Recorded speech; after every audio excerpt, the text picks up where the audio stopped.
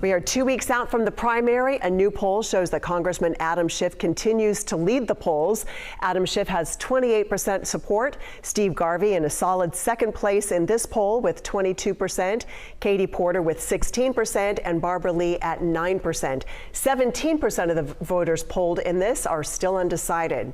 And of course, tonight voters got a look at those Senate candidates during that hour-long debate out of Los Angeles. And Capitol correspondent Ashley Zavala was watching along with us, and you've been kind of looking at all this, looking into some of the claims that the candidates made right tonight. As with every debate, there are claims made, a lot of claims made in this one about military spending and what's contributing to rising costs.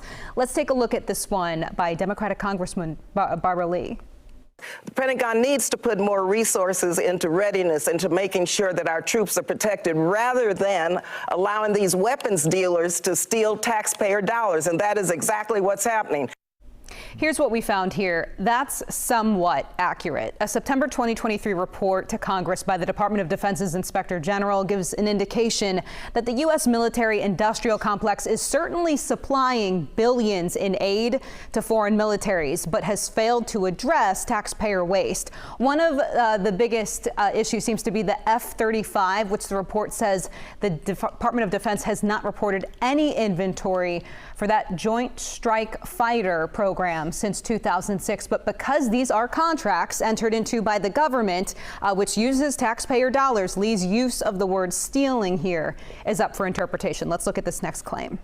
I believe that 3 years ago there was a rush to judgment by the administration. I believe that gas and oil lines were turned off, which caused a tremendous strain on our economy. I think if it would have been more thought out, this would have had less stress. As for that claim by Republican candidate Steve Garvey that the shutdown of pipelines by the Biden administration hurt the economy, the one pipeline we can attribute to President Biden as being shut down is the Keystone XL pipeline. However, when Keystone was shut down in 2021, it had not even been operational. According to experts found by the Associated Press, the pipeline wasn't even going to supply the thirst for oil by U.S. citizens. It would account for less than 1% of the world's oil.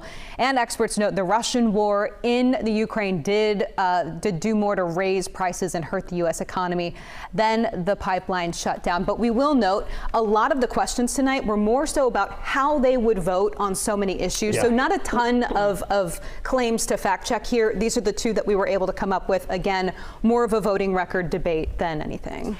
It is tough work to do that this quickly. So thank you so much for the quick work on that. Thanks we so much. appreciate it.